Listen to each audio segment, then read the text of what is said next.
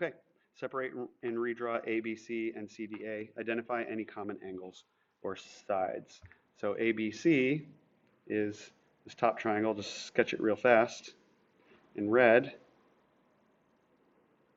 Like that. A, B, C. And I will do the other triangle, CDA, in blue. So they're separated. And any common angles or sides? Well, the trick here is that even though we have vertices at A, like we do here, this angle right here on this one and this angle right here, they're just different angles, right? In fact, all the way around the angles, there's no overlapping parts, so they don't share the same angle. What they do only share is this one portion right here, that side from A to C, which you can see on here is on that triangle, and it's also on that triangle. So side AC is the only common